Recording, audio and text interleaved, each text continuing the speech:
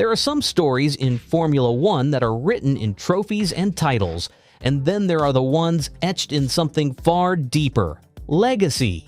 This isn't just about an underdog victory or a controversial championship.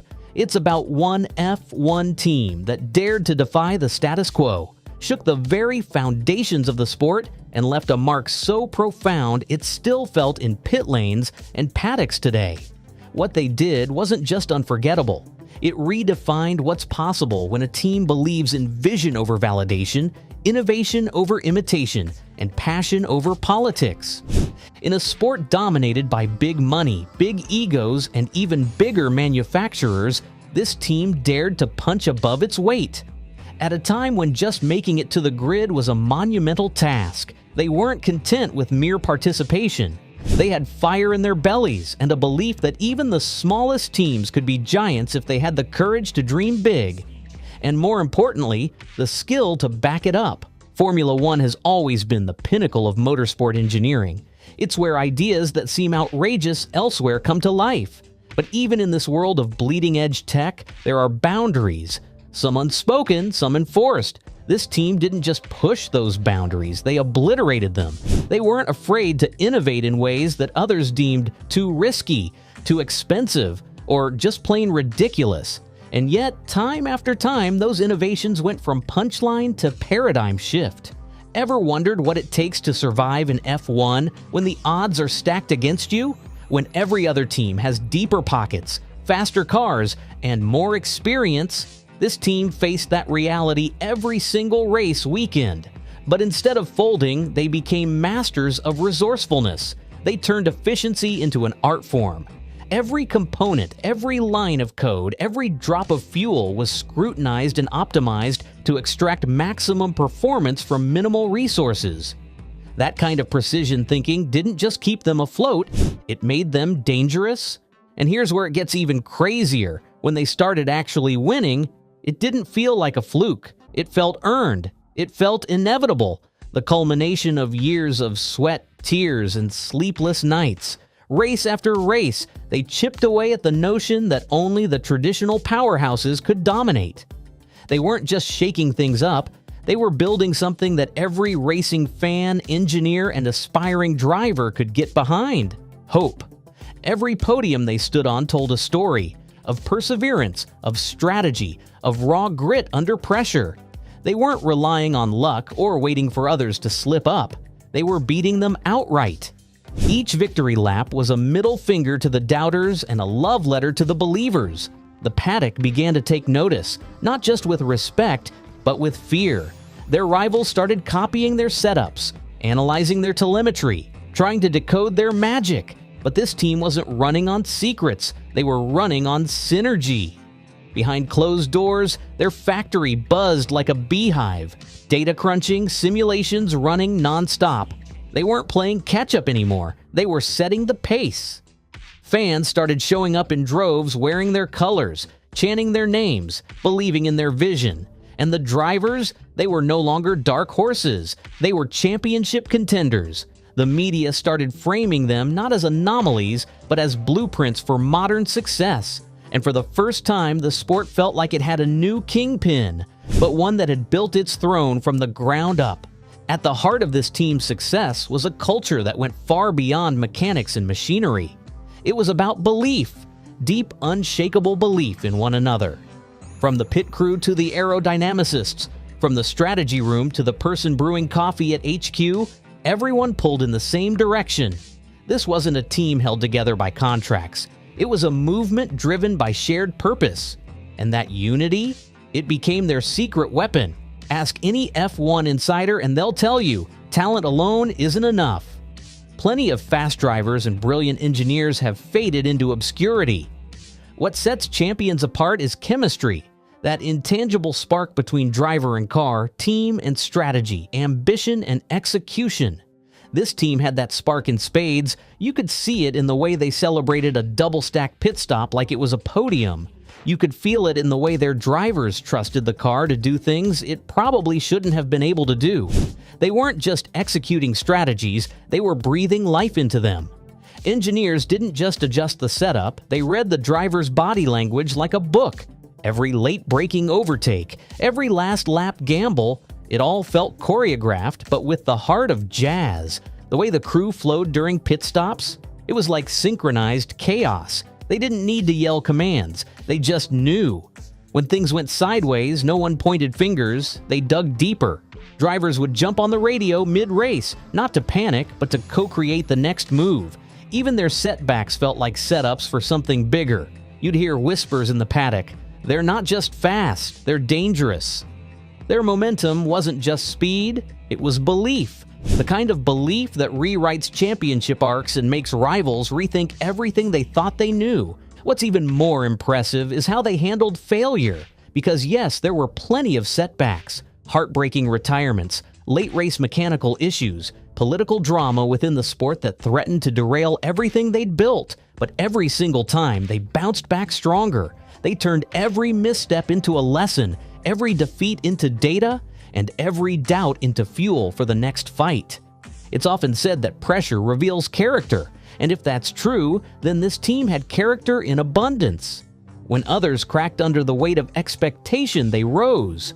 When the media doubted their potential, they didn't clap back with words. They answered with results. Not overnight, but through relentless consistency and hunger for improvement. They embraced the grind, the complexity, the chess match that is Formula One. And in doing so, they carved out a path to glory unlike anything the sport had seen. Their resilience wasn't just physical, it was mental warfare. They didn't flinch during safety car chaos or last-lap dogfights. When the weather turned unpredictable, they didn't panic. They adapted. They knew how to gamble on slicks when the track was still damp, and when to box before the rest even realized a change was coming. They weren't playing checkers, they were 10 moves ahead on a grandmaster's board. Inside their garage, calm replaced chaos. Every pit wall decision was precise, calculated, and razor sharp. They weren't trying to be flashy, they were trying to be flawless. Pressure didn't break them, it polished them. Turned them from contenders into icons. Their engineers didn't just optimize, they innovated. Their drivers didn't just push limits, they redefined them. They'd take a P5 car and extract a podium out of sheer strategy and guts. And through it all, they never lost their hunger. Every finish line was treated like the starting line for the next challenge, because they knew the moment you get comfortable, you stop being dangerous. And this team, they planned to stay dangerous. One of the most jaw-dropping parts of their journey was the way they transformed setbacks into stepping stones. Picture this. One season, they struggle with reliability, engine blowouts, overheating, poor fuel efficiency. The next season, that same weakness becomes their greatest strength. The car's upgraded engine package stuns the grid with its resilience and top-end speed. It was like watching a boxer come back from a knockdown with even more fire in their eyes. You couldn't help but root for them. But it wasn't just about fixing problems, it was about learning from them. Every mechanical failure told a story. Every DNF became a data point. They'd stay back after race weekends, dissecting telemetry until sunrise, finding patterns others missed. And when they showed up the following season, it was with purpose. With a car that not only worked, it warned the grid. Opponents began to notice how they'd survive things that would sink other teams. Gearbox issues mid-race, tire degradation spikes, even penalty setbacks. Somehow, they always bounced back, like they'd turned resilience into their brand. And the upgrades, they weren't just surface-level tweaks, these were deep, deliberate evolutions. A new cooling system that kept the power unit purring through desert heat. A reworked suspension that devoured curbs with surgical precision. They were no longer reacting to problems, they were predicting them, solving issues before they even surfaced. That's not just engineering, that's foresight. That's championship DNA. It wasn't luck, it was obsession. Refinement at a molecular level, the kind of effort that doesn't show up in highlight reels but wins titles in the long game. They turned every scar into armor, every misstep into momentum. And with each upgrade, each adaptation, they didn't just rebuild the car, they rebuilt the belief that they could take on anyone, anywhere, under any condition. No excuse-making, no blame games, just accountability, innovation, and a stubborn refusal to stay down. That's what made their resurgence not just impressive, but legendary. Ever ask yourself what separates a good team from a legendary one? It's not just about winning, it's about how you win. This team's victories weren't hollow or circumstantial. They came after battles that tested the very soul of the squad, and when they finally crossed the finish line in P1, it wasn't just a celebration for the crew in the garage. It felt like a victory for every dreamer who's ever been told they're aiming too high, because every time they stood on the top step, it echoed louder than the cheers. It told the world that resilience still mattered, that you didn't need the biggest wallet or the most decorated boardroom. You needed heart. You needed belief when everything else screamed doubt. There were races where their car was 0.2 slower in qualifying, but came alive under the lights. Days when pit wall calls defied logic but landed like masterstrokes. They didn't just win races, they turned them into statements. And those victories weren't handed to them, they were wrestled away, sometimes with daring overtakes, other times with tire gambles that had fans biting their nails. But every time with purpose, with precision, with passion. You could see it in their mechanics, dancing in the pit box as the checkered flag waved. You could hear it in the voice of the race engineer cracking with emotion on the radio. These weren't just wins, they were proof that grit could outmaneuver pedigree. The paddock began whispering it, then saying it out loud. This wasn't a phase, this was a phenomenon. Analysts tried to quantify their surge. Was it strategy? Was it tire management? Aero balance? But the truth was simpler and more profound. They believed. Every single member, from the junior mechanics to the senior engineers, walked into every race weekend like it was theirs to take. That kind of energy is contagious. It transforms garages into war rooms and turns underdogs into icons. The fans weren't just supporting a team, they were living vicariously through a movement. One that said, we may not have started at the front, but we damn sure belong there now.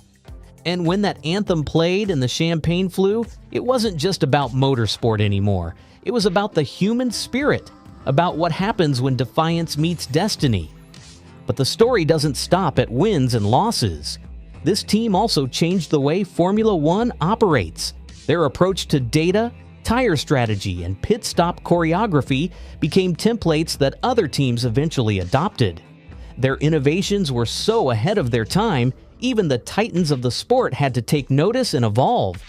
That kind of influence? It's priceless. There's one season in particular that fans still talk about like it was yesterday. The underdog car that was supposed to be a midfield struggler ended up on the podium more times than anyone expected.